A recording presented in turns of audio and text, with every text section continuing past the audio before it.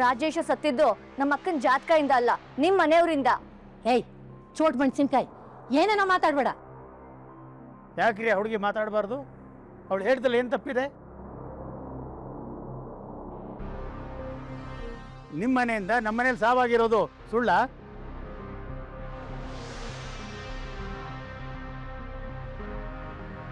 ಅಲ್ಲ ರೀ, ನಮ್ಮ ಅಣ್ಣ ತೀರ್ಕೊಂಡಿದ್ದಾನೆ.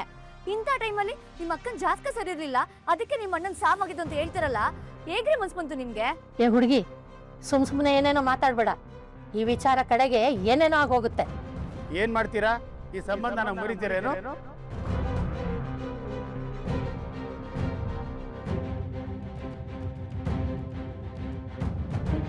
ನೀವೇನ್ರಿ ಮದುವೆ ಮುರಿಯೋದು? ನಾವೇ ಮುರಿತೀವಿ. ಮೊದಲು ಹೆಣ್ಣನ್ನು ಕೇಳ್ಕೊಂಬಂದಿದ್ದು ನೀವು, ನಾವಲ್ಲ, ನೆನಪಿರ್ಲಿ. ಹೆಣ್ಣು ಹೆತ್ತವ್ರು ನಿಮಗೆ ಇಷ್ಟ ಅಹಂಕಾರ ಇರ್ಬೇಕಾದ್ರೆ ಗಂಡು ಹೆತ್ತವ್ರು ನಮಗೆ ಇಷ್ಟ ಅಹಂಕಾರ ಇರಬೇಡ.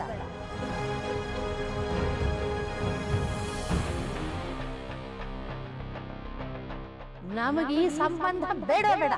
ಯಶೋದ, ವಿನಯ್, ಎದ್ದೇಳ್ರೆ ಹೋಗೋಣ. ದೊಡ್ಡಮ್ಮ, ಏನ್ ಮಾತು ಅಂತ ಆಡ್ತಾ ಇದ್ದೆ ದೊಡ್ಡಮ್ಮ? ಹುಟ್ಟು ಸಾವು ನಮ್ಮ ಕೈಯಲ್ಲಿಲ್ಲ, ಎಲ್ಲ ಭಗವಂತನ ಇಚ್ಛೆ. ಯಾರು ಈ ಭೂಮಿಗೆ ಬರಬೇಕು, ಈ ಭೂಮಿ ಋಣ ಯಾವತ್ತು ಯಾರು ತೀರುತ್ತೆ ಅಂತ ನಿರ್ಧಾರ ಮಾಡೋನು ಅವನು. ಒಬ್ಬರ ಸಾವಿಗೆ ಇನ್ನೊಬ್ಬರು ಕಾರಣ ಅಂತ ಖಂಡಿತ ಹೇಳಬಾರ್ದು. ಹಾಗೆ ನೋಡೋಕೆ ಹೋದರೆ ಆಕ್ಸಿಡೆಂಟ್ ಆಗಿದ್ದು ನಮ್ಮನೆಯಿಂದ.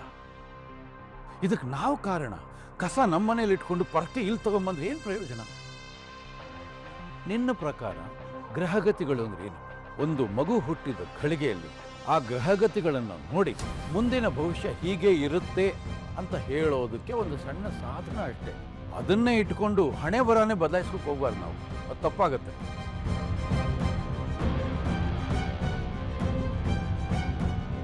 ನಾವಿಲ್ಲಿಗೆ ಬಂದಿರೋದು ಈ ಮದುವೆನ ನಿಶ್ಚಯ ಮಾಡೋದಕ್ಕೆ, ಅದ್ರ ಬಗ್ಗೆ ಚರ್ಚೆ ಮಾಡೋದಕ್ಕಲ್ಲ. ಈ ಮದುವೆ ನಿರ್ಧಾರ ಮಾಡಿರೋ ನಾನು, ಅದನ್ನ ಯಾರು ಬದಲಾಯಿಸೋಕ್ಕಾಗೋದೂ ಇಲ್ಲ. ಸೂರ್ಯ, ನನ್ನ ಮಾತು ಸ್ವಲ್ಪ ಕೇಳ. ದೊಡ್ಡಮ್ಮ, ನೀನೇನು ಮಾತಾಡಬೇಡ. ನಾನು ತಗೊಂಡಿರೋ ನಿರ್ಧಾರದಿಂದ ಮುಂದೆ ಏನೇ ಆದರೂ ಕೂಡ ಅದಕ್ಕೆ ಈ ಸೂರ್ಯಪ್ರಕಾಶ್ನೇ ಜವಾಬ್ದಾರಿ. ಅರ್ಥ ಆಯ್ತಾ? ಯಾವ ಕಾರಣಕ್ಕೂ ನಡೀಬೇಕಾದ ಕಾರ್ಯನ ನಿಲ್ಲಿಸೋದಕ್ಕೆ ನಾನು ಅವಕಾಶ ಕೊಡೋದಿಲ್ಲ.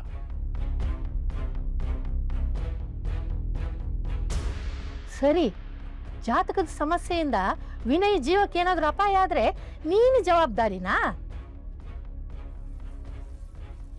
ಈಗಲೇ ಇಲ್ಲೇ ಈ ಕ್ಷಣದಲ್ಲೇ ಇಬ್ಬರು ಜಾತಕನು ತಾಳೆ ಹಾಕಿ ನೋಡ್ಲೇಬೇಕು.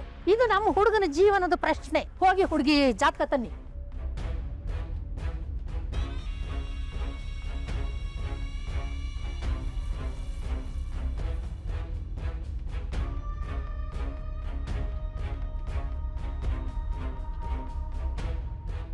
ದೊಡ್ಡಮ್ಮ, ಈ ಪರಿಸ್ಥಿತಿಯಲ್ಲಿ ಅವೆಲ್ಲ ಬೇಕಾ?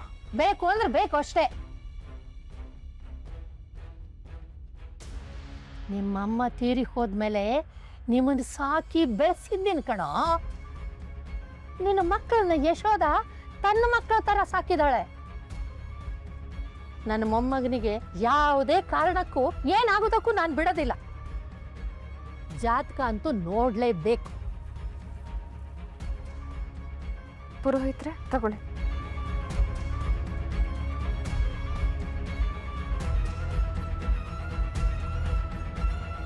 ಪುರೋಹಿತ್ರೆ, ನೀವು ಇದುವರೆಗೂ ಹೇಳಿರೋ ಭವಿಷ್ಯ ಎಲ್ಲ ನಿಜ ಆಗಿದೆಯೋ ಅಥವಾ ನಮ್ಮ ಹುಡುಗಿ ಸರಿಗಿಲ್ಲ ಅಂತ ಹೇಳೋದಕ್ಕೆ ಕರೆಸಿದಾರೋ ನಿಮ್ಮನ್ನ? ನಾವ್ ಯಾಕೆ ಹಾಗೆ ಮಾಡ್ತೀವಿ? ಕಲಿಯುಗ ಮೇಡಮ್, ಹೇಳಕ್ಕಾಗೋದಿಲ್ಲ, ಅದಕ್ಕೆ ಹೇಳಿದೆ.